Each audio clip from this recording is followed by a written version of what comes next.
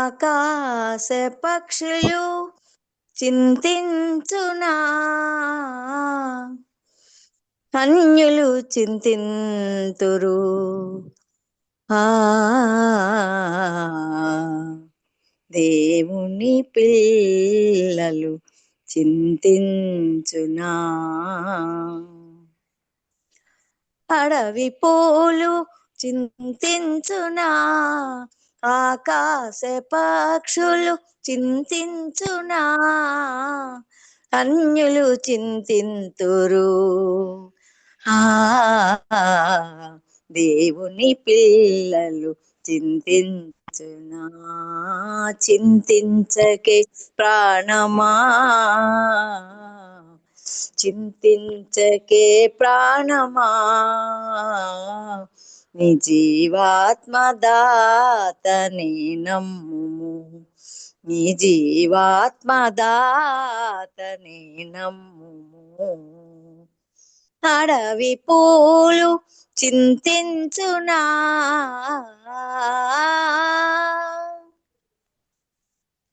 భూమి ఆకాశాలకే ముందని, భూధర శిఖరాలకే ముందని, భూమి ఆకాశాలకే ముందని, భూధర శిఖరాలకే ముందని, సింహాసనమే ఆకాశమై, సింహాసనమే ఆకాశమై, ప్రభు పాద పీఠమే భూగోళమై, ఎప్పుడైనా చింతించెనా, ఏ పూటైనా స్తుతి మానెనా, ఎప్పుడైనా చింతించెనా, ఏ పూటైనా స్తుతి మానెనా, చింతించకే ప్రాణమా, చింతించకే ప్రాణమా, నీ జీవాత్మదాతని నమ్ముము, నీ జీవాత్మదాతని నమ్ముము. అడవి పూలు చింతించునా,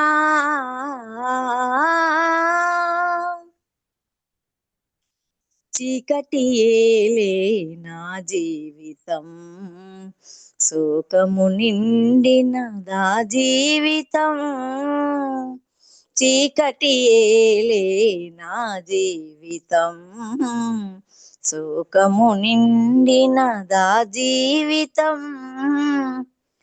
సిలువలో నా యేసే మరణించి, సిలువలో నా యేసే మరణించి, మరలా బ్రతికి కరుణించే, చిరునవ్వే నా మనసుకు, పరలోకమునిచ్చే నా బ్రతుకుకు, చిరునవ్వే నా మనసుకు, పరలోకమునిచ్చే నా బ్రతుకుకు, చింతించకే ప్రాణమా, చింతించకే ప్రాణమా, నీ జీవాత్మదాతని నమ్ముము, నీ జీవాత్మదాతని నమ్ముము. అడవి పూలు చింతించునా,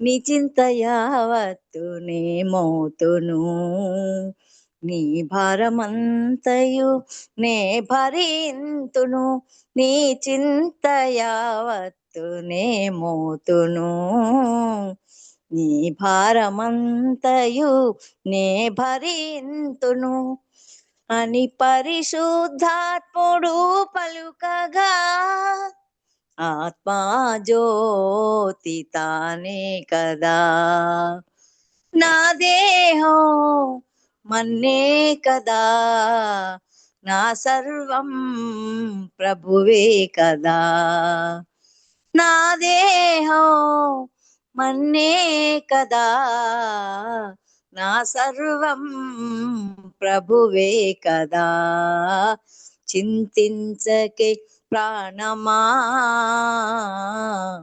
చింతించకే ప్రాణమా నీ జీవాత్మదాతనే నమ్ముము నీ జీవాత్మదాతనే నమ్ముము అడవి పూలు చింతించునా ఆకాశ పక్షులు చింతించునా అన్యులు చింతింతురు ఆ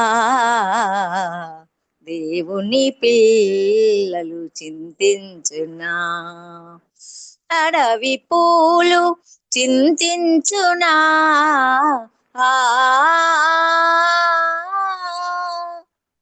అందరు వందనాలమ్మా. చక్కటి పాటని మధుర గానం చేసిన అన్నపూర్ణమ్మ సోదరికి మన జూమ్ తరఫున వందనాలు తెలియజేసుకుంటున్నామమ్మా. అవునమ్మా, అడవి పూలు చింతిస్తాయా, ఆకాశ పక్షులు చింతిస్తాయా? చూస్తే అవేం చింతించవు. ఎంత అందంగా ఉంటాయో, ఎంత మనకు చూడముచ్చటగా ఉంటాయో. దేవుని పిల్లలమైన మనం చింతించకూడదు, చింతింతురా అంటున్నాడు, చెప్తున్నాడు. చింతించకే ప్రాణమా, జీవాత్మ దాతనే నమ్మాలి మనం. మన ప్రభువు నమ్ముకున్న మనకు చింతలు ఉండకూడదు. ఆ తర్వాత మనం వందనాలమ్మా.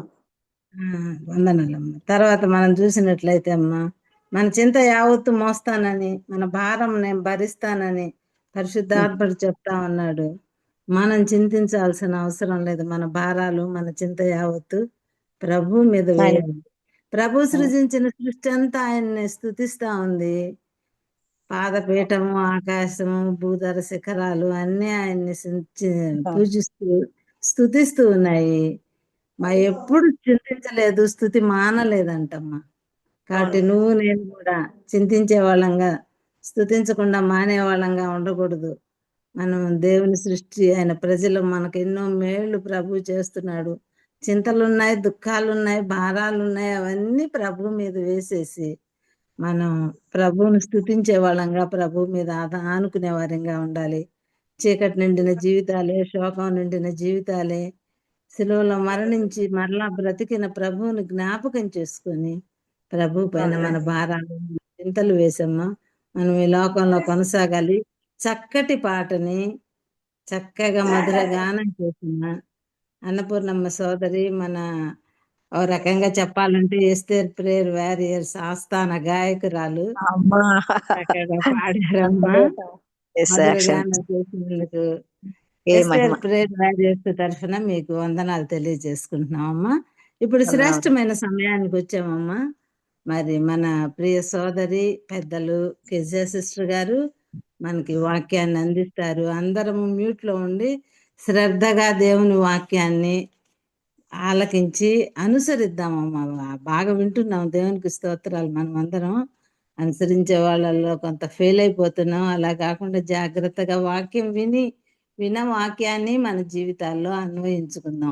ఇప్పుడు ఈ సమయాన్ని మన ప్రియ సోదరి కెజే సిస్టర్ గారికి అప్పగిస్తున్నామమ్మా. సిస్టర్ వందనాలు. సిస్టర్ వందనాలండి. చాలా చక్కని పాట, మనకు బుద్ధి నేర్పే పాట.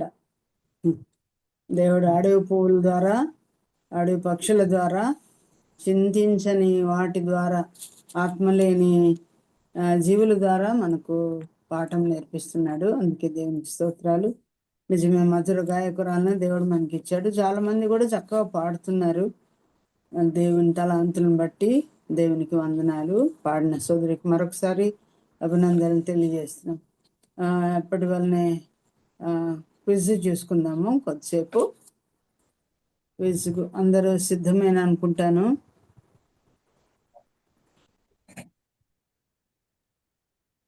మొట్టమొదట క్వశ్చన్, ఖైదులో ఉన్న వారి కొరకు ఆస్తిని కోల్పోటకు సంతోషంగా ఒప్పుకున్న సంఘం ఏది? హెబ్రీ దశలోనికి సంఘం అండి. Very good, very good. హెబ్రీయులు. ఆ తర్వాత యేసుక్రీస్తు తల్లి అయిన మరియా ఎంతమంది పిల్లలకు జన్మనిచ్చింది? ఇద్దరు యేసు ప్రభుతో 5 సోదరి మనులు అన్నారు. ఎంతమంది రాయలేదు. 7 అని అన్నారు. సోదరులని 4 పేర్లు ఉన్నాయి. ఏవి అవి చెప్పగలరా? యూదే, చెప్పుకోవచ్చు. యూదా, యాకోబు, సీమోను. యాకోబు, సీమోన్. Very good. అక్క చెల్లి అన్నారు కాబట్టి మరిద్దరినన్నా వేసుకోండి. మొత్తానికి ఎంతమంది ఉండొచ్చు? 6.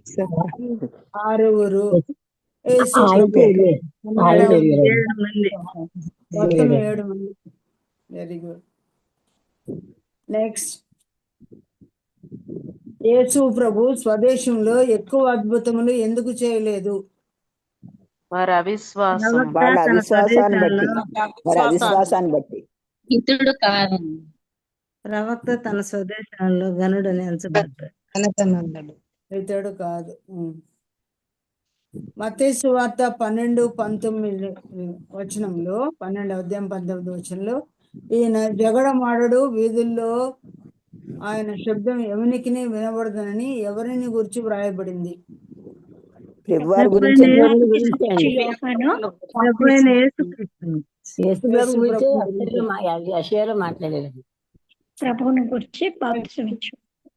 సముద్రంలో మునిగి లయమైపోయిన పట్టణం ఏది బైబిల్లో? బబులోన్ అండి. బబులోన్.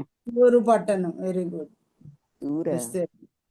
హెచ్కేలు 27:32 చూడండి. తూరు పట్టణం అనుంది.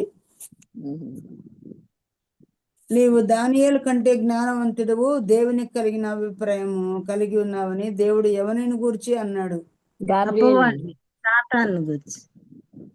ఏ రాజును గూర్చి అన్నాడు? తూరు రాజును. తూరు రాజును గూర్చి. Very good. నెక్స్ట్ క్వశ్చన్, నీవు అన్యాయంగా వర్తకము జరిగించి నీవును నీ పరిశుద్ధ స్థలమును చెరుపుకుంటివి గనుక నిన్ను బూడిదగా చేయుదురని ఎవరిని గురించి వ్రాయించాడు దేవుడు? వర్తకము జరిగించావు, నీ పరిశుద్ధ స్థలమును చెరుపుకున్నావు, నిన్ను బూడిదగా చేయుదునని దేవుడు ఏ రాజును గురించి అన్నాడు? తూరు రాజు. తూరు రాజు. కరెక్ట్. నైలు నదిలో పండుకొని ఉన్న పెద్ద మొసలి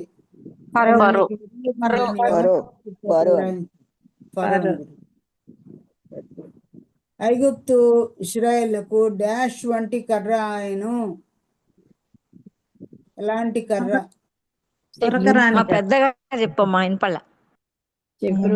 ఐగుప్తు ఇశ్రాయేలుకు డాష్ వంటి కర్ర ఆయను. రెల్లు వంటి. ఎవరు చెప్పింది? ఎస్తేర్. హోషేయ. రెల్లు పుల్ల వంటి కర్ర ఆయను. రెల్లు వంటి కర్ర. నెక్స్ట్, యెహెజ్కేలు 29:6 అండి. హెచ్కేలు 29:6. నెక్స్ట్ క్వశ్చన్, ప్రభువా నీవు దయచేసి క్షమించుము, యాకోబు కొద్ది జనము గలవాడు అని ప్రార్థన చేసిన ప్రవక్త ఎవరు? మళ్ళీ చెప్తాను. నీవు దయచేసి క్షమించుము, యాకోబు కొద్ది జనము గలవాడు, అతడు ఎలాగ నిలుచును అని 2 మార్లు ఇశ్రాయేలు కొరకు ప్రార్థన చేసిన ప్రవక్త ఎవరు? మీకా.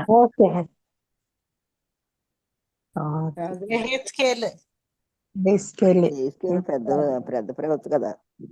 చిన్న ప్రవక్తల గ్రంథాల్లోనే.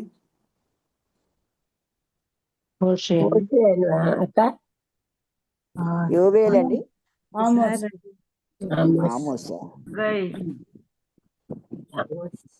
నెక్స్ట్,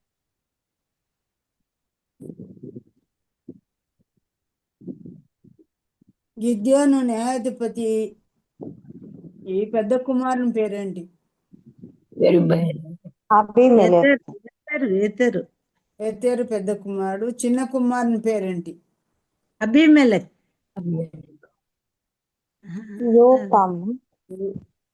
అంటే వేషకుమారుడు అభిమేలకు, కానీ యోతాము ఎతేరు ఏతోనే స్టార్ట్ అవుతుంది, యోతాము కూడా ఏతోనే స్టార్ట్ అవుతుంది. అలాగే ఏ ఏ ఇంటి వారికి లేఖనాలలో ఏటేట బలి అర్పించే అలవాటు ఉన్నది? ఎల్కానా ఇంటికి. నెక్స్ట్ జకరియా,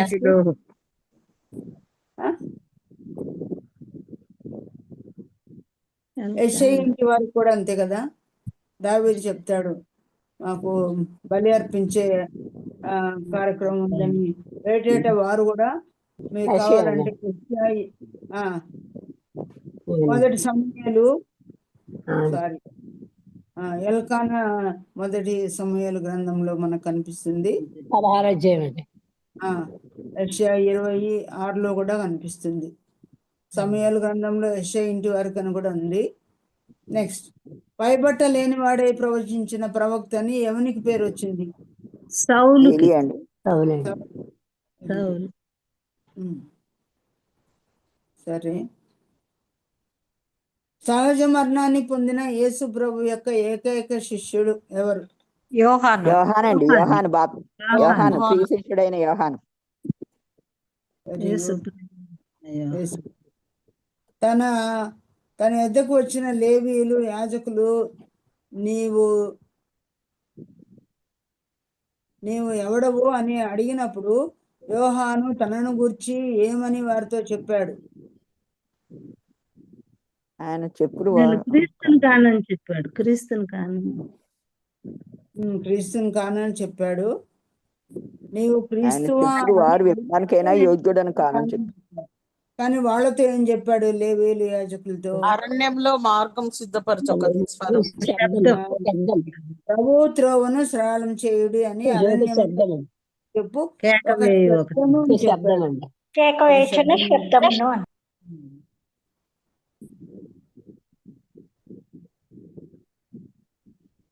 ఆత్మానుసారంగా నడుచుకునుడి, అప్పుడు మీరు డాష్ నెరవేర్చరు.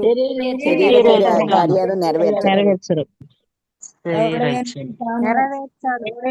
తాను వట్టివాడయుండి తాను ఎన్నికైన వాడని ఎంచుకునేలా తను తానే డాష్ పరుచుకునను.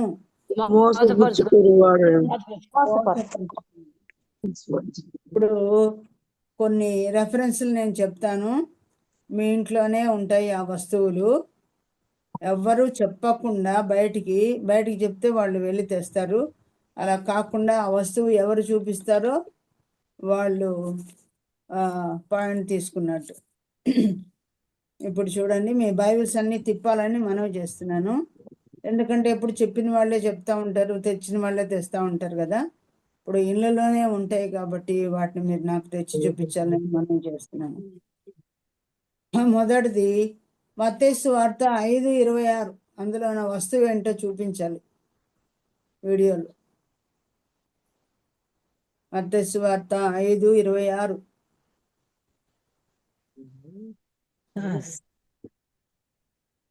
కాసులు చెప్పకూడదని చెప్పాను కదా. సరే అక్క. జూమ్ లో వాళ్ళు చూపించకూడదక్క. ఇంతవరకు నేను తెలుగులోనే చెప్పాను, చూపించమని కదా చెప్పింది. ఏమొద్దని జమ్మ కాసులు 2 కాసా డబ్బా కాసులు 2. సరే, కాసైనా కాసులు అయినా కరెక్టే. రెండవది మత్తయి సువార్త 14:20.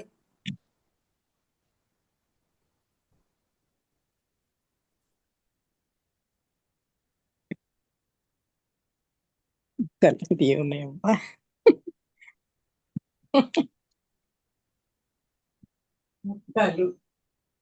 రొట్టె ముక్కలు చెప్పాలా, ఏదైనా చెప్పచ్చు.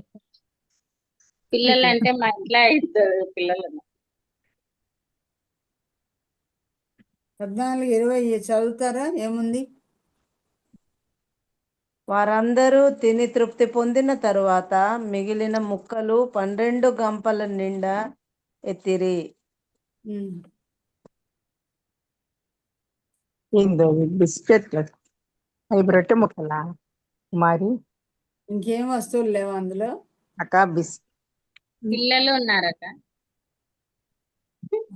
వస్తువులు గంపలు గంపలు ఆ, గంపలు రొట్టె ముక్క, గంపలు అదేంటమ్మా చెప్తున్నారు? బ్రెడ్ రొట్టె పీస్, రొట్టె మొక్క, వెరీ గుడ్. ఇంకెవరు? గంప.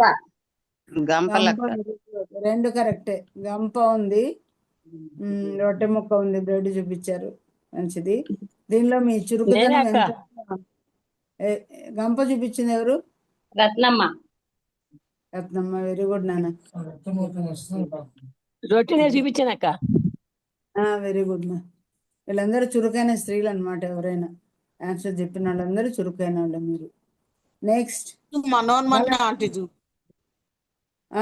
Very good. చెప్పుకోని అవసరం లేదులే.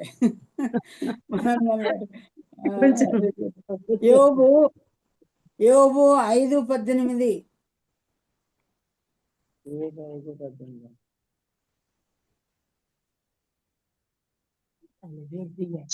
చెయ్యక అమ్మా, ఆయన గాయపరిచి గాయం కట్టున, ఆయన గాయం చేయను, ఆయన చేతిలే స్వస్థపరచను. 8:18 అది. అవును, 5:18 అన్నారట. 5:18 చేతులని ఉండక అదే సరే, ఉందట. తీసేయండి. ఇర్మియా 23:28.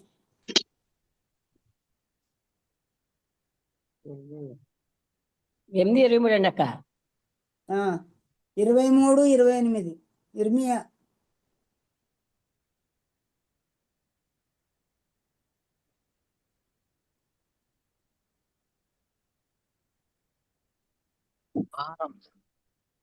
అక్క వాక్కు అని ధాన్యం ధాన్యం అక్క. ఉన్నాయి చదవండి. ధాన్యం ఉంది, ధాన్యం ధాన్యం ఉంది అక్క, రైస్ ఏదో ఒకటి తీసి చూపించాలి కదా. ధాన్యం అక్క, అంటే ధాన్యం. రైసే కదా. ఏ ధాన్యమైనా. రైస్ అక్క. రైస్ ఎవరు రాజారా? అక్క రైస్ అక్క, రైస్ కేజీ అక్క, రైస్ చురుగ్గా ఉన్నట్టుంది. రైస్ నెక్స్ట్ రైస్ కా చెత్త చూపించినారు. రత్నమ్మ ఫస్ట్ చూపించింది. చెత్త అన్నాను. నెక్స్ట్ అక్క రైస్ అక్క. మలాకి 3:2. అక్క రైస్ మలాకి 3:2.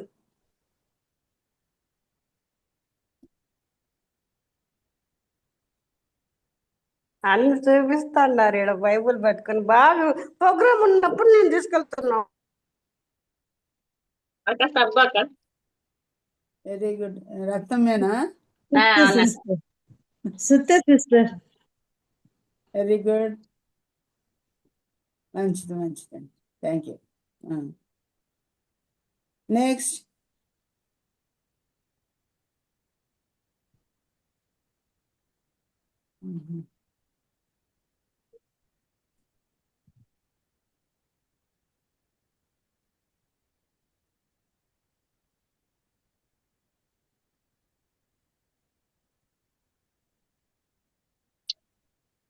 తన సొంత తమ్ముని నా కుమారుడాన్ని ప్రబోధించిన అన్న ఎవరు? యోసేపు అండి. ఆ తమ్ముడు ఎవరు? బెన్యామీను.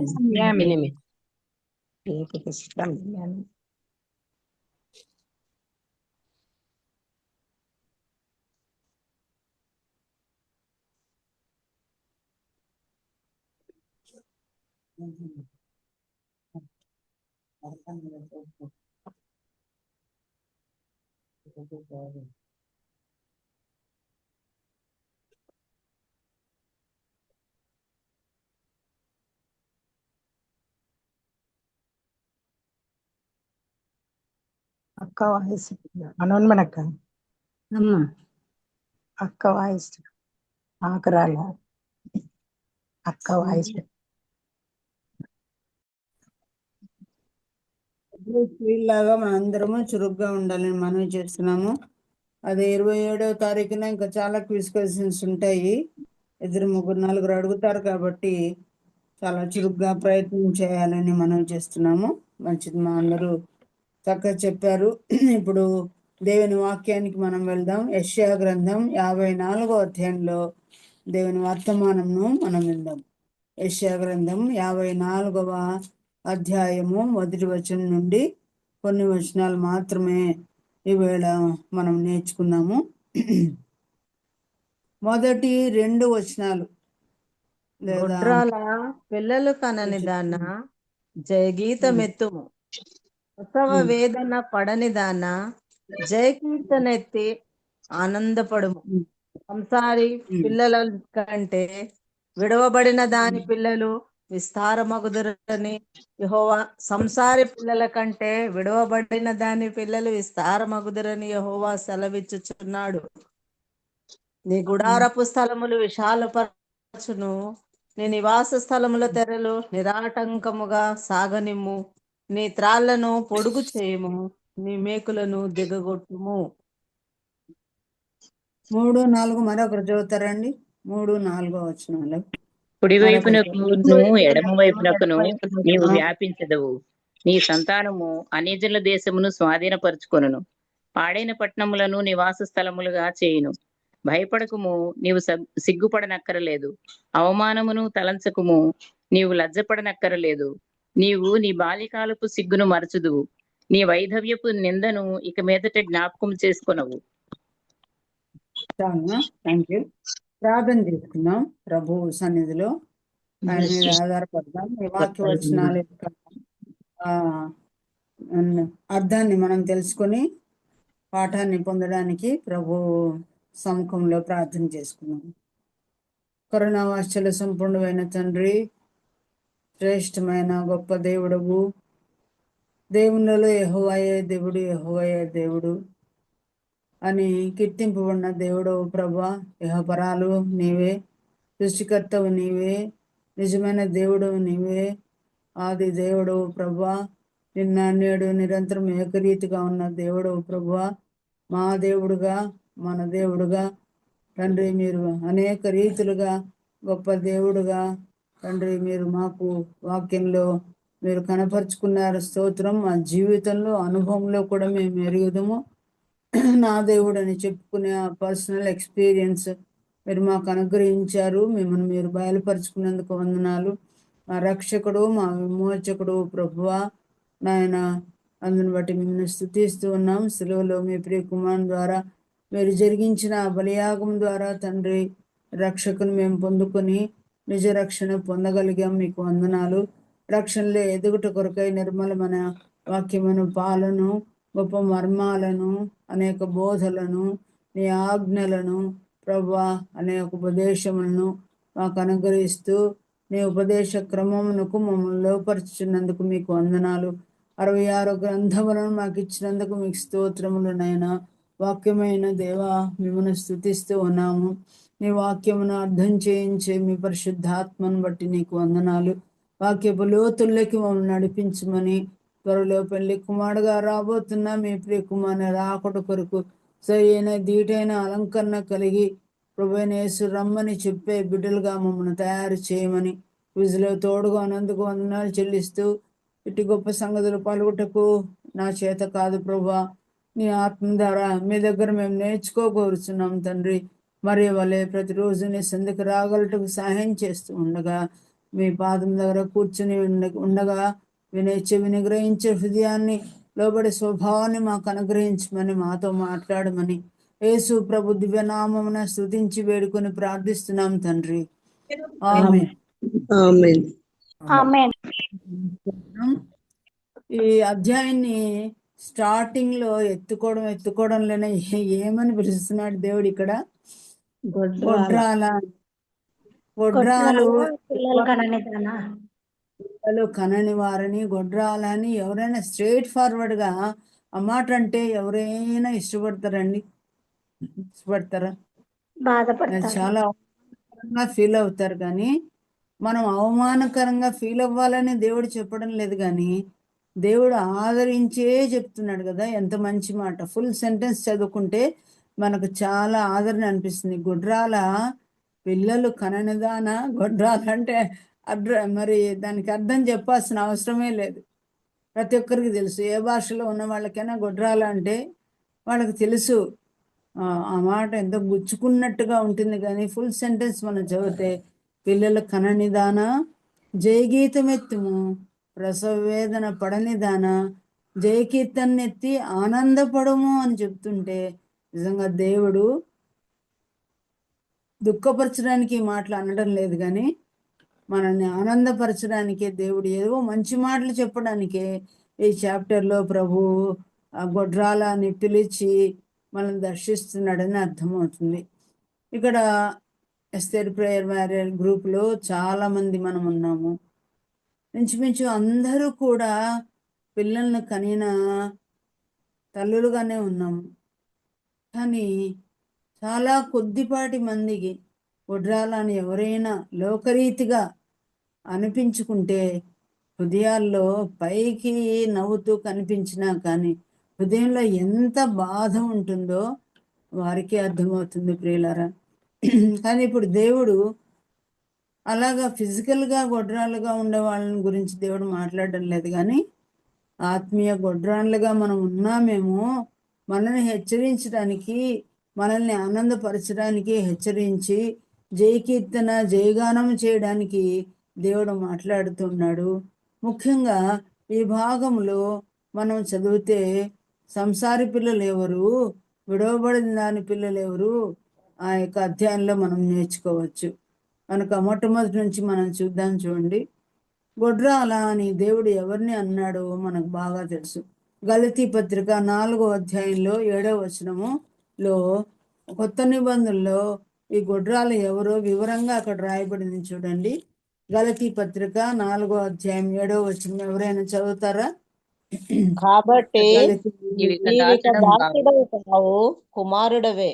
కుమారుడవైతే దేవుని ద్వారా వారసుడవు.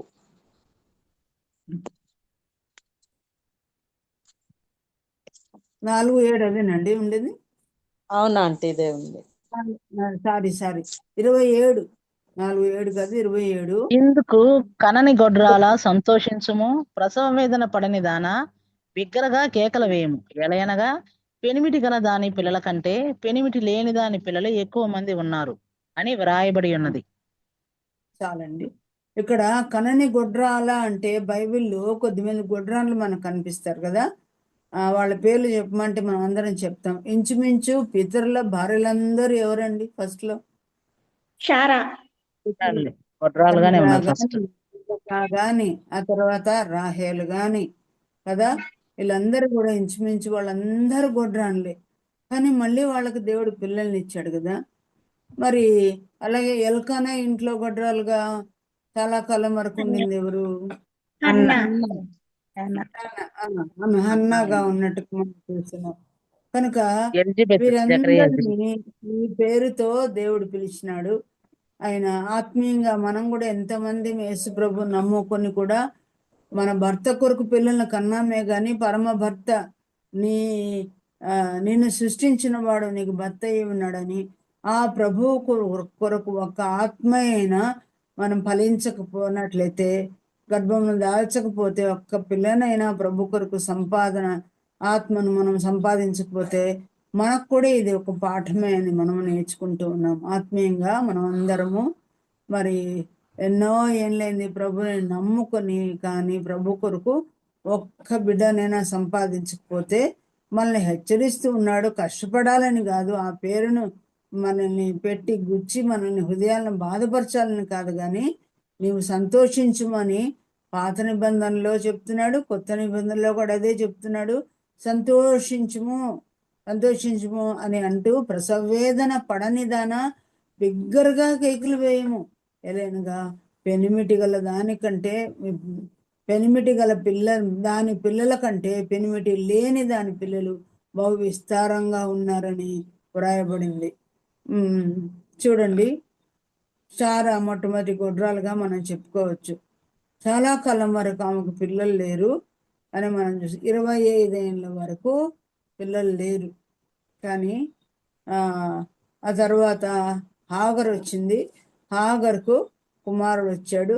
జబర్దస్తి అంతా ఆ కుమారుందే, హాగర్దే కనిపిస్తుంది కదా. కానీ హాగర్కు పిల్లలను దేవుడు ఇచ్చాడు. ఆమెను కూడా దేవుడు ఎలా దీవించాడు? ఇసుక రేణువులంతగా నీ పిల్లలు ఉంటారని దేవుడు చెప్పాడు. వాళ్ళే ఐరాక్స్ కదా, ఇష్మాయిలీలు వాళ్ళే. ఇప్పుడు మిడిల్ ఈస్ట్ లో మనకు కనిపించే గల్ఫ్ దేశాల్లో ఉండే వాళ్ళందరూ కూడా వాళ్ళే. ఇరాన్ వాళ్ళు కూడా వాళ్ళే, ఇరాక్ వాళ్ళు వాళ్ళే, దుబాయ్లో ఉండేవాళ్ళు వాళ్ళే, ఖత్తర్లో ఉండేవాళ్ళు వాళ్ళే, అబుదాబిలో ఉండేవాళ్ళు కదా, వాళ్ళందరూ వాళ్ళే. కానీ లేటుగా పుట్టిన పిల్లలు ఎవరికి? వాగ్దానం బట్టి పుట్టిన కుమారుడైనా సంతానమే. వారిని కూడా దేవుడు ఎలా దీవించాడు? నక్షత్రాలు చూపించాడు. అబ్రాహాముకు నక్షత్రాలు చూపించి నీ పిల్లలు ఆకాశ నక్షత్రం వలె ఉన్నారని. ఆకాశంలో నక్షత్రాలు పైన ఉన్నారు, ఆత్మీయులు పైన ఉన్న బిడ్డలు, పరలోక సంబంధులు, వాగ్దానం బట్టి పుట్టిన వారు, భూ సంబంధమైన వారు ఎవరు? ఇష్మాయిలుగా మనం చూస్తున్నాం. మరి అలాగే హన్నా విషయంలో కూడా చూడండి, ఎల్కానా భార్యల్లో సంసారి పిల్లలు ఎవరు? గొడ్రాలు పిల్లలు ఎవరు? గొడ్రాలు అని పిలువబడింది హన్నా పిల్లలు. కానీ ఆమె పిల్లల కంటే ఎవరి పిల్లలు ఎక్కువగా ఉన్నారు? నిజమైన సంసారం అన్నట్లు భర్త సంసారం చేస్తున్నాడు అన్న 10 మంది కనిందేమో కదా. 10 మంది పిల్లల కంటే నేను నీకు ఎక్కువైన వాడను కాను అన్నాడు అన్నాతో. కాబట్టి కొన్నిసార్లు సంసారి పిల్లల కంటే గొడ్రాలు పిల్లల కంటే సంసారి పిల్లలు ఎక్కువగా కనిపించారు, కానీ వాళ్ళు నో యూజ్, వాళ్ళ ద్వారా ఏం ప్రయోజనం లేకుండా అయిపోయింది. కానీ ఆ తర్వాత గొడ్రాలు కనే కృపను దేవుడు ఇచ్చాడు. మొట్టమొదటి పుట్టిన కుమారుడు ఎవరండి? హన్నాకు పుట్టిన మొదటి కుమారుడు సమూయేలు. తర్వాత మళ్ళీ ఎంతమందిని కనింది ఆమె? 5 మందిని. మొత్తం 6 మంది పిల్లలు కదా. కానీ ఆమె 2వ అధ్యాయంలో ఏమని పాట పాడుతుంది మీకు తెలుసు కదా. గొడ్రాలు ఎంతమందిని కంటుందంట? 7 మంది పిల్లలను కనును, అనేకమైన వారిని కనినది, కృషించిపోవను అనింది. అట్లయితే తన అర్థం ఏంటి? అనేకమైన పిల్లలను కనింది ఎవరు?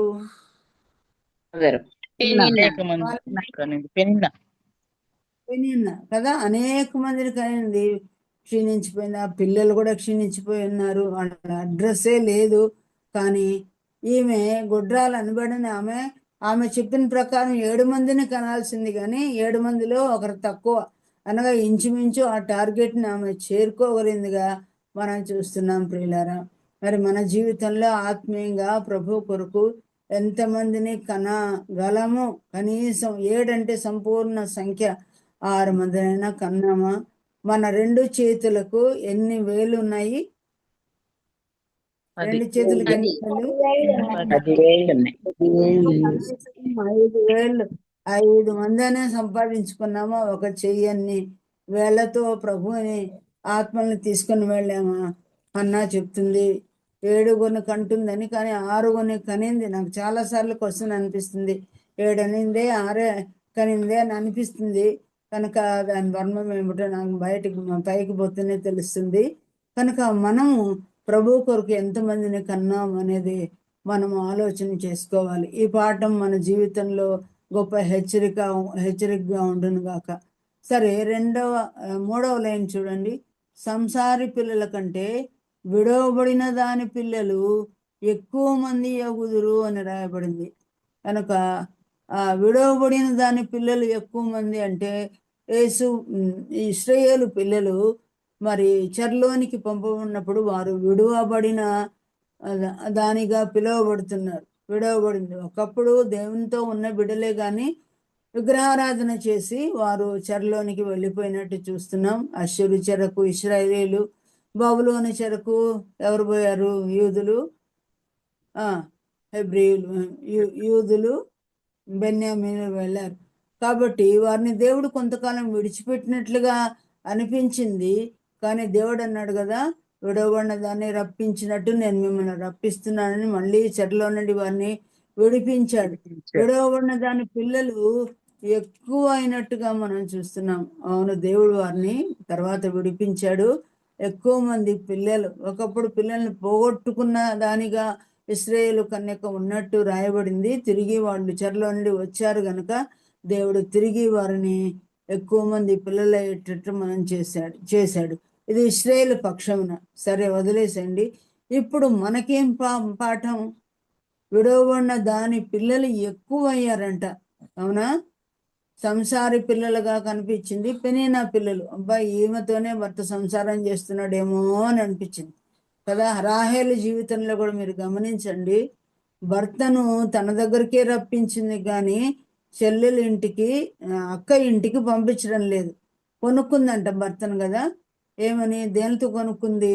అక్క ఇంటికి పోకుండా పండ్లతో, ఆ బుద్ధిమలతో వచ్చే పండ్లతో. అట్లయితే నిజమైన సంసారి మరి అనిపించిన ఆమె భర్తను తన దగ్గరకే పిలుచుకుంటున్న ఆమె దగ్గర ఏం పిల్లలు లేరు, కానీ విడవబడిందిగా కనిపిస్తున్న లేయా పిల్లలు ఏమైనారు చెప్పండి? ఎక్కువ మంది, ఎక్కువైనారు. కనుక 12 గోత్రాలలో 6 మంది పిల్లలు, 6 గోత్రాలు ఎవరిని కన్నట్టు? విడవబడిన దానిగా ఉన్న దాని పిల్లలే, లేయా పిల్లలే ఎక్కువైనట్టుగా మనం చూస్తున్నాం. సగం గోత్రికులు, సగం జనాభా ఇశ్రాయేలీలు ఆమె పిల్లలుగానే ఉన్నారు. కనుక ప్రియులారా, ఇప్పుడు అదంతా మీరు మర్చిపోండి. విడవబడింది సంసారి అంతా మర్చిపోండి. విడవబడిన దాని పిల్లలు ఎక్కువ పిల్లలంట, ఎక్కువ మంది కన్నారంట. మనం ప్రభు కొరకు ఎక్కువ మంది పిల్లల్ని కనాలనే ఆశ మనకుందా? ఒక్కరినైనా కనాలనే ఆశ ఉందా? రేపు పరలోకానికి వెళ్ళేటప్పుడు ఎంతమందిని తీసుకెళ్తాం మనతో పాటు? ఈ గుంపులో ఇంకెవరైనా ప్రభు పిల్లలు కాకపోతే, ప్రభు పిల్లలు అవడం ఎంత అర్జెంటో అంత అర్జెంటుగా ప్రభు పిల్లల మనం అవ్వాలి. యేసు ప్రభు పిల్లలను కావాలంటే ఏం చేయాలి? ఆయన తన స్వకీయుల యొద్దకు వచ్చును, ఆయన స్వకీయులు ఆయన అంగీకరించలేదు. అయితే ఎందరు ఆయన అంగీకరిస్తారో వారందరూ యేసు ప్రభు పిల్లలు అవటకు దేవుడే అధికారం ఇచ్చాడన్న.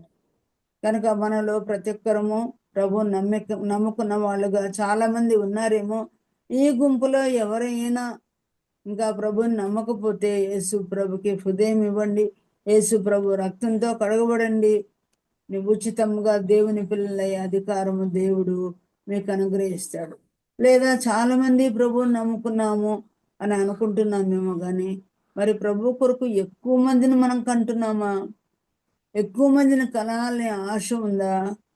2 లేక 3 కంటున్నారు ఈ దినాల్లో. అవునా? ఒకవేళ మగపిల్లోడు లేకపోతే ఎంతమంది అయినా ఆడపిల్లలు దేవుడు ఇచ్చినా కంట, లాస్ట్ కన్నా కుమారుడు పుట్టకుండా పోతాడని చాలాసార్లు వెయిట్ చేసేవాళ్ళు కూడా చాలా మంది ఉన్నారు. కనుక ప్రియులారా, ప్రభు కొరకు ఎంతమందిని కనాలి? ఒకవేళ బర్త్ కంట్రోల్ చేసే దేశాలు ఉన్నాయి, చైనా లాంటివి. కానీ బర్త్ కంట్రోల్ ఈ దినాల్లో కూడా చాలా మంది చేస్తున్నారు. ఒకరిద్దరు పుట్టిన తర్వాత ఆపేసుకుంటున్నారు, నిజమే. కానీ ఆత్మీయంగా ఎంతమంది అయినా కన్నా జనాభా సమస్య ఏమి లేదు కదా. పరలోకంలో ఎంతమందికైనా చోటు ఉంది. ఎందుకంటే ప్రభు అన్నాడు, నేను లోకమును ఎంతో ప్రేమిస్తున్నాను దేవుడు చెప్పాడు. ఎంతో ప్రేమ అంటే ఎంతమందినైనా ఆయన పరలోకంలో అకామిడేట్ చేసుకోగలడు. కనుక ఆత్మీయంగా బర్త్ కంట్రోల్ ఏమీ అవసరం లేదు. కానీ పౌలు ఈ సమయంలో మరి ఎంతమందిని ప్రభు కొరకు సంపాదించాలనుకున్నాడో 1 కొరింథీ పత్రిక 9వ అధ్యాయంలో చూద్దాము మనము. 1 కొరింథీ పత్రికలో ఆయన ఆశ ఏంటి? ఆయన పురుషుడైనా ప్రభు కొరకు కంటానే ఉన్నాడు వాళ్ళని కదా. ఆ మాట ఎంత ప్రాముఖ్యంగా కనిపిస్తుందో. 9వ అధ్యాయం 19వ వచనం ఎవరైనా చదువుతారు నాన్న? నేను అందరి విషయము స్వతంత్రుడనై ఉన్నాను, ఎక్కువ మందిని సంపాదించుకొనుటకై అందరికి నన్ను నేనే దాసునుగా చేసుకుంటుని. ఎంతమందినంట? ఎక్కువ మందిని ఎక్కువ మందిని సంపాదించు కొరకు ఎక్కువ మంది పిల్లల్ని, ఎక్కువ ఆత్మల్ని సంపాదించాలనుకున్నాడు. ఈ ఆశ మనకుందా ప్రియ సోదరి? అందరూ స్త్రీలమే కనే దాంట్లో పోటీలు పడి కదా. ఒక ఇద్దరు తోడుకోడళ్ళకి ఒకటేసారి పెళ్ళయింది అనుకోండి, ఒక ఆమెకు పుట్టారు, ఇంకొక ఆమె పుట్టలేదు అనుకోండి, హృదయంలో ఎంత ప్రగాఢమైన కోరిక ఉంటుంది. ఆమెకు పుట్టారు, ఇద్దరికి ఒకటేసారి పెళ్ళయింది, నాకు కాలేదు, నాకు పిల్లలు కాలేదే, ఆమెకు అయ్యారని ఎంత బాధపడుతుందో. రక్షించబడి ఇంతకాలమైంది. కొద్దిమంది అనేకులను కంటున్నారు, కొద్దిమందినే కంటున్నారు, కొద్దిమంది 1, 2, 3 ఆత్మలనే తీసుకొస్తున్నారు. కానీ మనకు ఏమనే ఆశ ఉంది? పౌలు ఆశ ఏంటంట? ఎక్కువ మందిని సంపాదించుకున్నాడు. చాలా మంది ఎక్కువ మంది సంపాదించుకుంటున్నారు. మళ్ళా ఆయన అన్నాడు ఒకసారి 20వ వచనంలో ఎవరిని సంపాదించుకుంటకంట? యూదులను సంపాదించుకుంటుంది. యూదులకు యూదుల వలె ఉంటుంది. నెక్స్ట్ లైన్ లోనే ఏమని? ధర్మశాస్త్రముకు లోబడిన వారిని సంపాదించు. నేను ధర్మశాస్త్రములకు లోబడిన వాడను కాకపోయినను ధర్మశాస్త్రములకు లోబడిన వాని వలె ఉంటిని. తర్వాత 21 మధ్యలో ఏమన్నాడు? ధర్మశాస్త్రం లేని వారిని సంపాదించుకుంటాను అన్నాడు. తర్వాత 22వ వచనంలో బలహీనను సంపాదించుకుంటూ అన్నాడు కదా. 22లో అందరికీ అన్ని విధముల వంటి వాడై అందరినీ రక్షించుకుంటాను అన్నాడు. ఎక్కువ మందిని, ధర్మశాస్త్రం లేని వారిని, ధర్మశాస్త్రం కలిగిన యూదులను, బలహీనులను, ఇట్లా అందరిని 3 రకాల వాళ్ళని నేను సంపాదించుకుంటాను. అందరికి నన్ను నేను దాసులుగా చేసుకుని వీళ్ళందరినీ అనేకులను సంపాదించుకోవాలని ఆశ ఉందా పౌల? ఇంట్లో పెట్టుకుంటారు. సరే, ఎక్కువ మందిని సంపాదించాలంట. ఈ ఆశ మనకుండును గాక. బయటంతా మనం సంపాదించుకొని ఇంట్లో మన భర్తని సంపాదించుకోకపోతే, ఎంతమంది ఇళ్ళలో భర్తలు ఇంకా ప్రభుని నమ్ముకోలేదు. బయట అందరినీ రక్షణలోకి నడిపించాము, మన పిల్లలే రక్షించబడలేదేమో, మన మనమనులే రక్షించబడలేదేమో, మనమరాలే రక్షించబడలేదేమో. ఏ ఒక్కరినైనా సంపాదించుకోవడానికి ఈయన ఏమన్నాడు? అందరికీ నన్ను నేను దాసునిగా చేసుకున్నా అన్నాడు. ఆ వచనం ఎక్కడుంది? 19లోనే చూడండి. నేను అందరి విషయంలో స్వతంత్రుడనైనను ఎక్కువ మందిని సంపాదించుకున్నటకై అందరికీ నన్ను నేను ఏం చేసుకున్నాడంట? దాసునిగా చేసుకుంటుని అన్నాడు. ఏ ఒక్క ఆత్మనైనా మనము సంపాదించుకోవాలంటే ఏమవ్వాలంటే మనము దాసులుగా చేసుకోవాలంట. మన భర్తను సంపాదించుకోవడానికి మనం కూడా దాసి అవ్వాలేమో. స్త్రీ 3 రకాలుగా భర్తకు ఉపయోగపడుతుందని ఎప్పుడో నేను పురాణాల్లో ఎప్పుడో విన్నాను. భార్యగా ఉంటాం అంటే సాటి అయిన సహాయంగా మనం ఉంటాం. కొన్నిసార్లు అవసరాన్ని బట్టి మంత్రిలాగా ఆలోచన చెప్పాలంట. మనం చక్కని ఆలోచన చెప్పడానికి సహోదరుడి భాగస్వామిగా మనం ఉన్నాం. అదే చాలాసార్లు దాసిగా కూడా మనం ఉండాలంట. ఈనాడు ఈక్వల్గా చదువుకొని ఉంటారు, ఈక్వల్గా డబ్బులు సంపాదిస్తుంటారు. కొన్నిసార్లు భర్తల కంటే భార్యలకే ఎక్కువ జీతాలు వచ్చేవాళ్ళుగా కూడా ఉంటారు. ప్రియులారా, అయినప్పటికీ ఈ 3 రకాలుగా స్త్రీ ఉపయోగపడాలి భర్తకు. ఒకటి భార్య, సాటి అయిన సాయం. రెండవది మంత్రి ఆలోచన చెప్పాలి. కొన్నిసార్లు దాసిగా ఉండాలి, కొన్నిసార్లు తల్లిలాగా కూడా ఉండాల్సి వస్తుంది. అందుకే దేవుడు వివాహాన్ని ఉద్దేశించి దేవుడు ఏం చెప్పాడు? భార్య ఏం చేయాలంట? ఫస్ట్లో ఆదము హవ్వల విషయంలో కూడా మనం చూడతాం కదా. సాటి అయిన సహాయము కొరకై స్త్రీని చేసినట్టుగా మనం చూస్తున్నాం. కొన్నిసార్లు ఒకవేళ వాళ్ళు మంచానికే పరిమితమైనప్పుడు దాసిలాగానే చేయవలసి వస్తుంది. A to Z. భారీగా డిమాండ్ చేయడానికి లేదు, ఇంకో రీతిగా నీవు నేను ఒకటే అని చెప్పడానికి వీలు లేదు. కొన్నిసార్లు దాసి అవ్వాలి సంపాదించుకున్నట్టుకై. ముఖ్యంగా యేసు ప్రభువులో వారి రక్షణలోకి నడిపించడానికి కొన్నిసార్లు దాసిగానైనా అయిపోవాల్సి వస్తుంది. అందుకే దేవుడు చెప్పాడు కదా, భార్య భర్తకు అన్ని విషయంలో లోబడి ఉండాలి. సహకారిగా. దాసిలాగా మనం పనిచేసి లోబడి, నేను ఈక్వల్, నీలాగా నేను చదువుకున్నా, నీలాగా నేను సంపాదిస్తున్నా, నువ్వు నాకంటే ఏం గొప్ప అనడానికి వీలు లేదు, ఎదిరించి మాట్లాడడానికి వీలు లేదు. కనుక ప్రియులారా, దాసి అయినప్పటికైనా, దాసి అయినా అయిపోయి మన భర్తను సంపాదించుకోవాలి. మూర్ఖులు ఉంటారు, కఠిన చిత్తులు ఉంటారు, నాబాల్ లాంటి వాళ్ళు ఉంటారు, చచ్చిపోయే వరకు కూడా అంకెకు రాని వాళ్ళుగా ఉంటారు, సాలుకు రాని దూడల్లాగా ఉంటారు. అయినప్పటికీ ఒకవేళ ఎట్లా చేస్తామో ఏమో వారి దగ్గర సంసారం, ఒకవేళ దాసిగానైనా ఉండి ఆత్మను సంపాదించుకోవాలేమో ట్రై చేయండి ప్రియులారా. లోకమంతటికి మనం సంపాదించుకున్నాం, మన ఇంటి వారికే రక్షణ కలుగజేయకపోతే, ప్రభు అన్నాడు కదా, నీ ఇంటి వారిని సంరక్షించుకొనకపోతే ఏమన్నాడు, ఏం త్యాగం చేసినట్టంట మనము? విశ్వాస త్యాగం చేసిన వారే అవిశ్వాసుల కంటే మరీ చెడ్డోళ్ళమంట మనం. కనుక ప్రియులారా, ఇంకా మన భర్తలు రక్షించబడకపోతే ఇంకెన్ని విషయాల్లో వాళ్ళకు లోబడి ఉండాలో, ఎంత మనం తగ్గించుకోవాలో. ప్రభా, ఎవరినైనా ఆత్మను సంపాదించాలంటే నన్ను నేను దాసునిగా చేసుకున్నాను అన్నాడు. ఎవరెవరికి దాసుడు? బలహీనలు సంపాదించుకోవడానికి కూడా బలహీనలకు ఈయన దాసుడే అన్నాడు.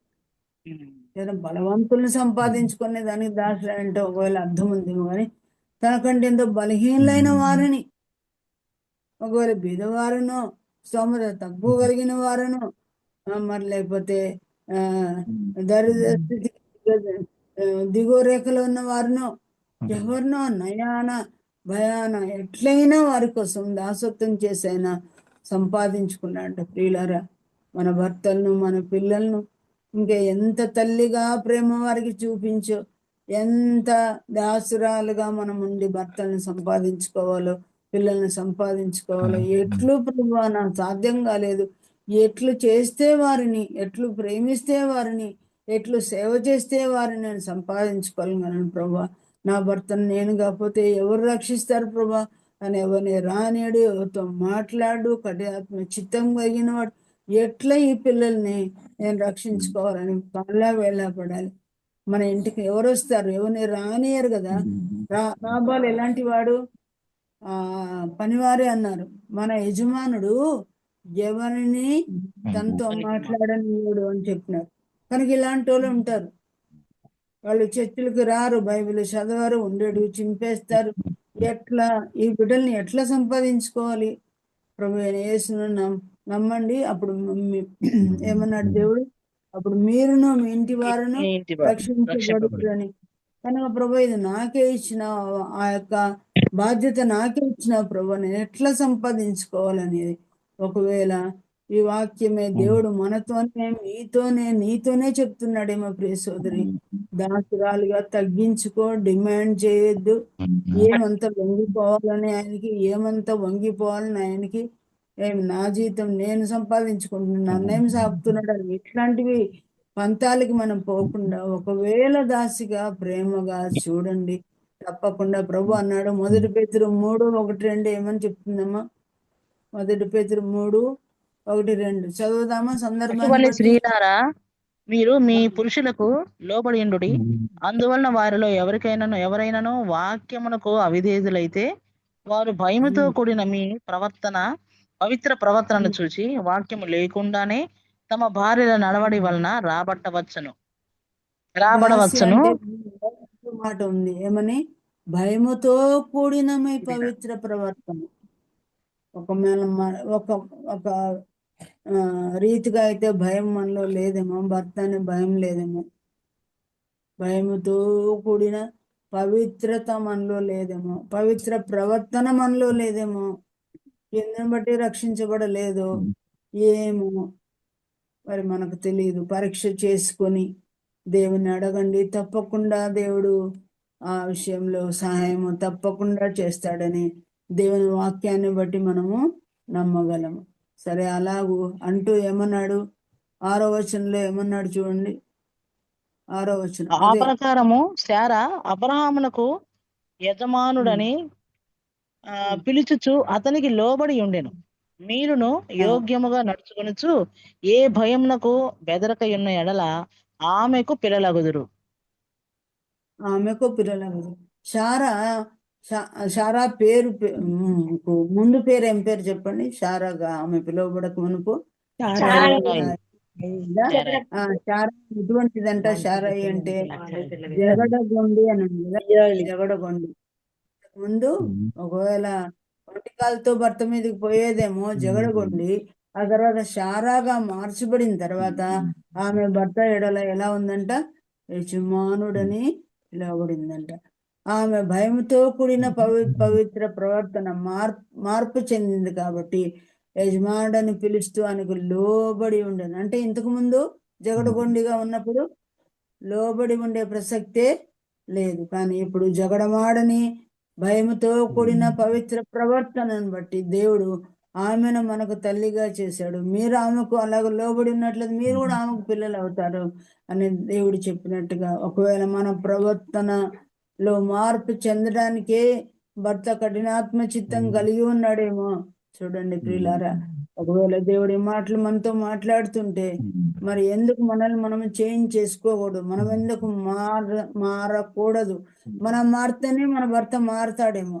చాలా సార్లు భర్తలే మారాలనుకుంటాము, కానీ మనం మారాలనే విషయం చాలా సార్లు మనము తప్పు అంచనా వేసుకుంటాం.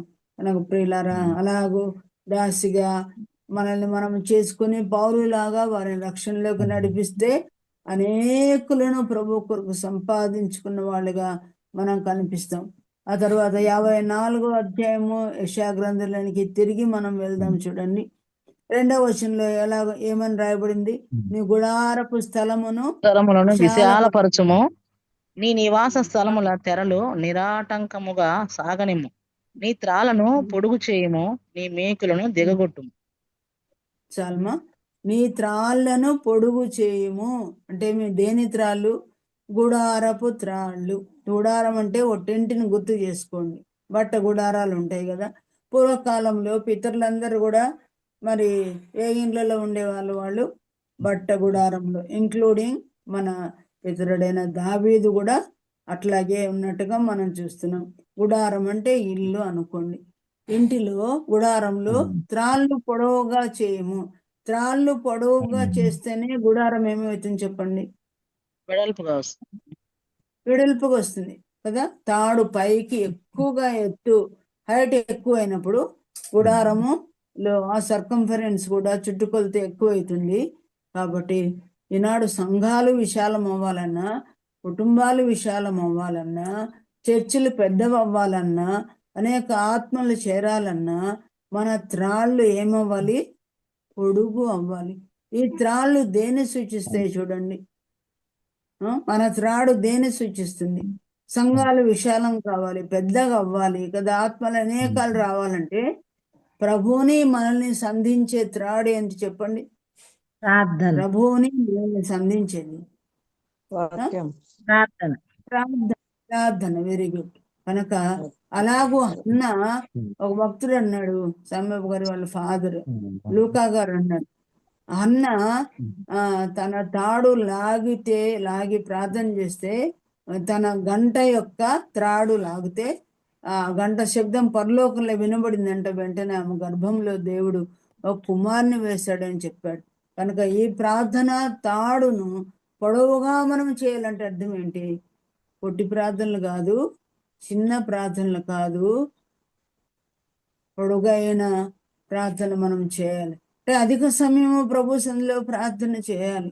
నామకార్థ ప్రార్థనలు కాదు, అర్జెంటు ప్రార్థనలు కాదు, పొట్టి ప్రార్థనలు కాదు. అవును, నెహెమ్యా గ్రంథం అంతట్లో నెహెమ్యా పని చేస్తానే ఉంటాడు కదా, ప్రార్థన చేస్తూనే ఉంటాడు. పొట్టి ప్రార్థనలు కదా. అటు పొట్టి ప్రార్థనలు లెక్కలేనే మనం చేస్తాం, క్షణం చేస్తాం. కానీ ఆయన సన్నిధిలో మనం ఉన్నప్పుడు గుడారంలోనికి వచ్చి ప్రార్థన చేయమంటాడు కదా. ఏమన్నాడు? నీ తలుపు వేసుకొని రహస్యమందు చూచే తండ్రి కొరకు నువ్వు ప్రార్థన చేయవాలని దేవుడు అంటాడు. కానీ మన ప్రార్థనలు ఎలా ఉండాలి? పొడవైన ప్రార్థనలు అనగా అధిక సమయము మనము ప్రార్థనలో పాలు పొందాలి. యేసు ప్రభు ఆ యొక్క ముగ్గురు శిష్యుల్ని తీసుకుని పోయి ఆయన గెత్సేమనే తోటలో ప్రార్థన చేసినప్పుడు ప్రభు ఏమన్నాడు, 3 సార్లు వచ్చి చూస్తే వాళ్ళు ఏం చేస్తున్నారు, 3 సార్లు కూడా నిద్రపోతా ఉన్నారు, అలసిపోయి ఉన్నారు. వారితో దేవుడు ఏమని చెప్పాడు చెప్పండి? ఒక్క గడి ఎంతసేపు మేల్కొన్నా, ఒక గడి అయినా మీరు మేల్కొనలేరా అన్నారు. ఒక గడి అంటే 1 గంట అయినా మీరు మేల్కోలేరా? నా మాదిరి నైట్ అంతా మీరు ప్రార్థన చేయకపోయినా మీరు అలసిపోయి ఉన్నారు, నేను అర్థం చేసుకుంటున్నాను. మీ కన్నులు భారంగా ఉన్నాయి, కానీ 1 గంట అంటే అర్థం ఏంటి? అలసిపోయిన రోజునే ఎంత చేయాలని దేవుడు ఎక్స్పెక్ట్ చేస్తున్నాడు? ఫుల్లీ టైర్డ్ అనుకోండి కదా, కన్నులు భారంగా ఉన్నాయి, అయినా కూడా 1 గంట ప్రార్థన చేయమంటే అసలే అలసిపోని రోజులు ఇంకెంత ప్రార్థన చేయాలని దేవుని ఎక్స్పెక్టేషన్ ఆలోచించండి ప్రియులారా. మన ప్రార్థన పొడవైన ప్రార్థనలుగా ఉన్నాయా, నామకార్థంగా అర్జెంట్ ప్రార్థనలుగా ఉన్నాయా? ఈ రోజు అలసిపోయినాలే అనుకొని మనం ఏదో సవరణ చేసుకొని మనము సరేలే అనిపించుకుంటా ఉన్నామా? 1 గంట సేపు అయినా ప్రార్థన చేస్తున్నామా? గంట కంటే ఎక్కువ చేస్తే మంచిదే ప్రియులారా. మన గుడారాలు విశాలమైతాయి, ఎక్కువ జవాబును మనం చూస్తాం. అదే సమయంలో కింద కూడా చూడండి, నీ మేకులను దిగగొట్టుము అన్నాడు. మేకులను దిగేటట్టు, కొంచెం దిగేటట్టు కాదండి, దిగగొట్టుము అంటే ఏమి? సుత్తి తీసుకొని మేకును కొడతా ఉండాలంటే కొంచెం చిన్న మేక అయితే కొడతా ఉండాల్సిన అవసరం లేదు, తొందరగా దిగిపోతుంది. కానీ అదే ఆ మేకు చాలా పొడవైనదైతేనే కదా, గుడారపు మేకు చాలా పొడవుగానే ఉంటుంది కదా. చిన్న మేక అయితే ఒక క్యాలెండర్, ఒక పటం వేడారు తీయచ్చు, కానీ గుడారపు మేకుని చాలా లోపలికి పోవాలి. పైకి ప్రార్థన ఎంత జీవితం ఉందో, గ్రూప్లో చేసే ప్రార్థన 1 గంట సేపు నువ్వు చేయొచ్చు, తప్పేం లేదు. ఎవరిని మినహాయింపు చేయకండి.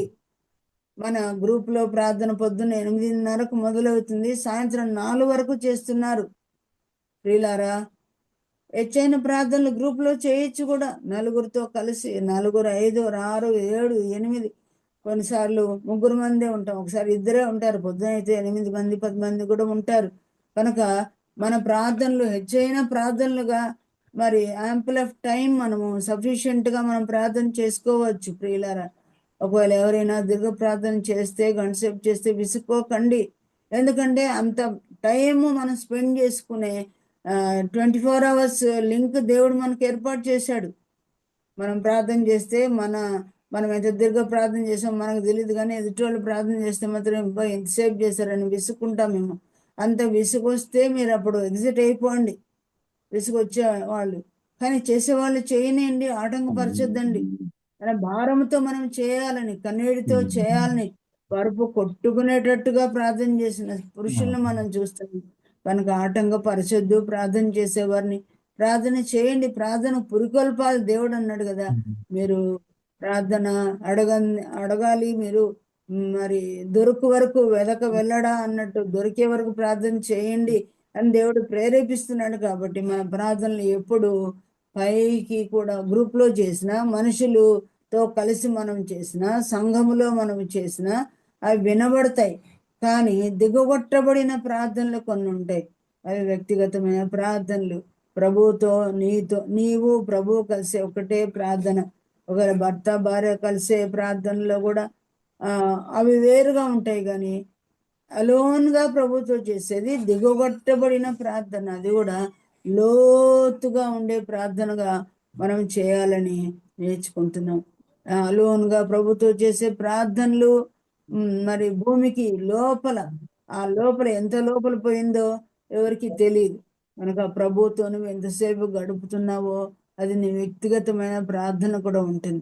కానీ ఇవన్నీ దిగిపోయే ప్రార్థన, పొడవైన ప్రార్థనలు కూడా మనం చేయాలని ఈ వాక్యం మనకు నేర్పిస్తుంది. సంఘంలో ఆత్మలు రావాలి, సంఘం విశాలం కావాలంటే ఒక సంఘ కాపర్లు మాత్రమే, సంఘ పెద్దలు మాత్రమే ప్రార్థన చేస్తే, సేవ చేస్తే కాదు ప్రియులారా. మనం అందరం ఒక్కొక్క ఆత్మను తెస్తేనే కదా. 100 మంది ఉంటే 100 ఆత్మలు మనం తెస్తే 200 మంది అవుతాం. అలాగా ప్రియులారా, మరి మన జీవితంలో సంఘాల అభివృద్ధి కావాలంటే సంఖ్యలో కానీ అలాగూ దేవుని సన్నిధిలో మనము మన సంఘాలని ఇంప్రూవ్ చేసుకోవాలంటే నీ ప్రార్థన నా ప్రార్థన ఎక్కువైతేనే ఏ ఒక్కరో దేవుని పని చేసేది కాదు. మన అందరి సంఘాలు, చిన్న సంఘాలు, పెద్ద సంఘాలు కావాలంటే, విశాలమైన సంఘాలుగా అవి కావాలంటే మనమందరం కూడా ఆత్మల సంపాదకులుగా ఉండాలి. ప్రభు అన్నాను మై విట్నెసెస్ అన్నాడు.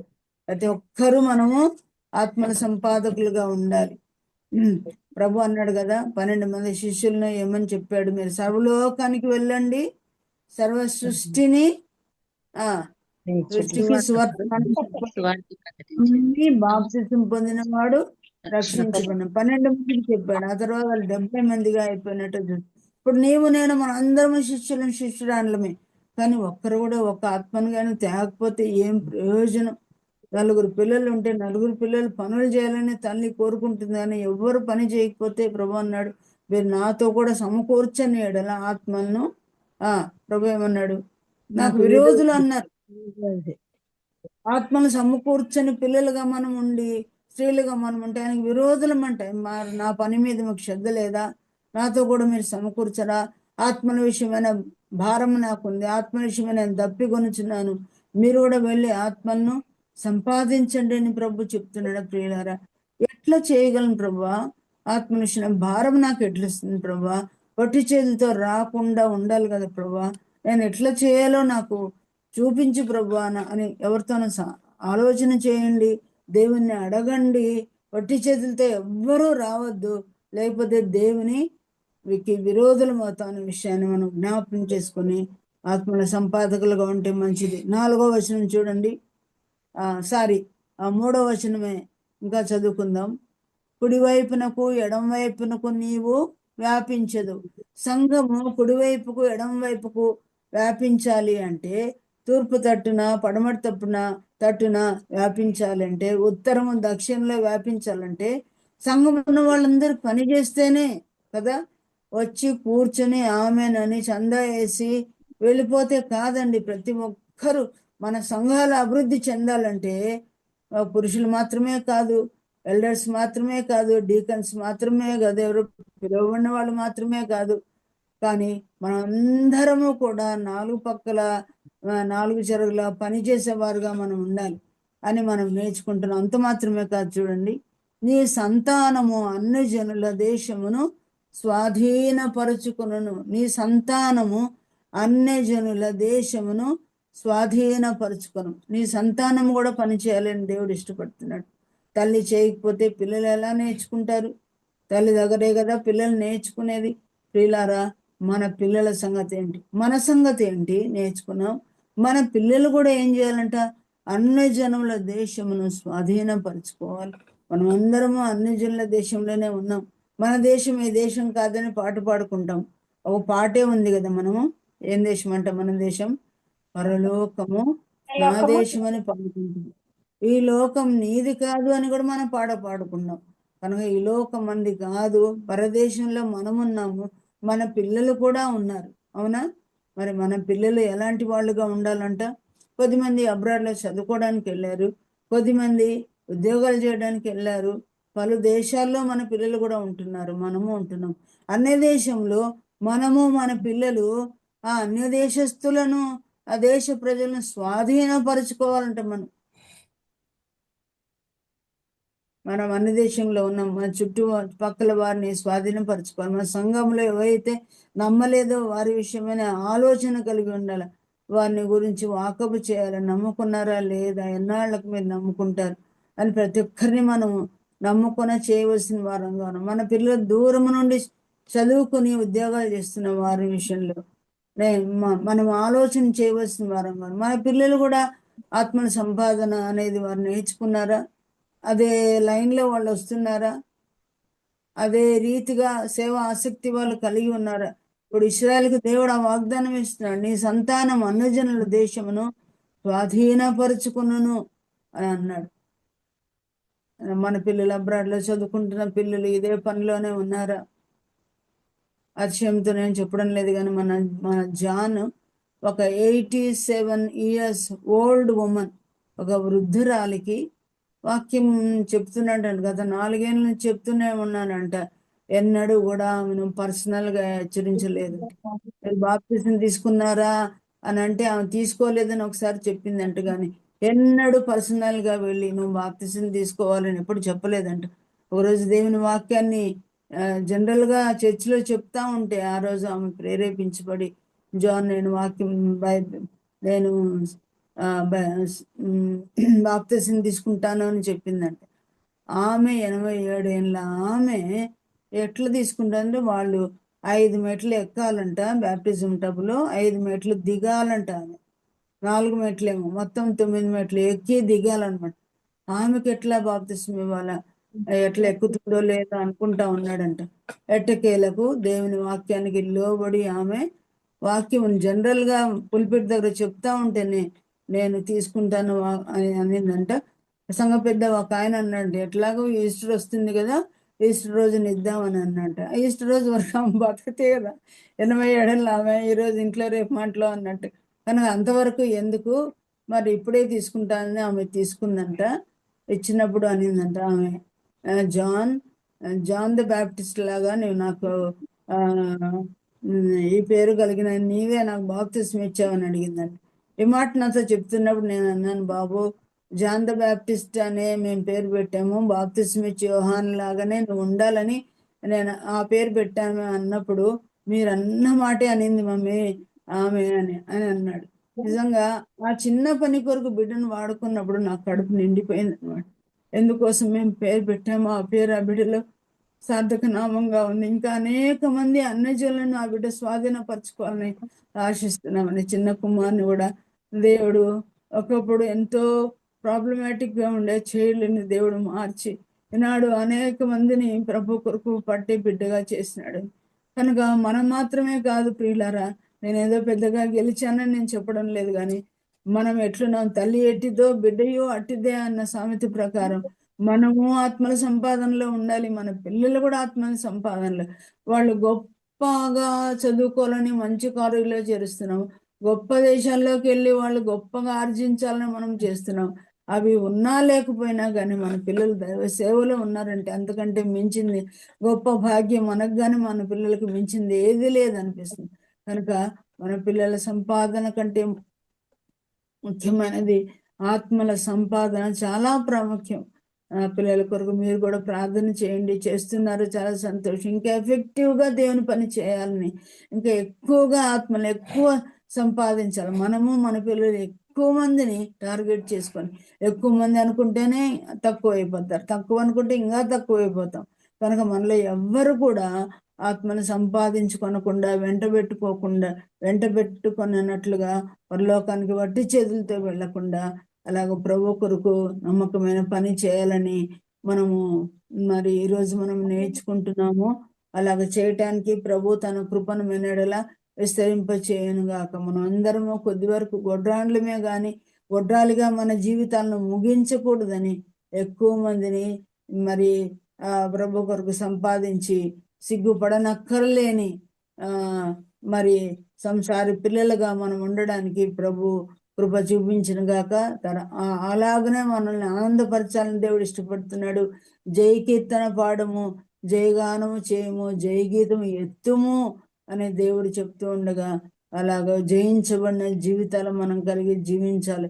దేవుడు తప్పకుండా మనకు బహుమానమును అనుగ్రహించే దేవుడుగా ఉన్నాడు. అలాగ చేయటానికి ప్రభు తన కృపను మన వర్ధిల్ల చేయను గాక, విస్తరింప చేయను.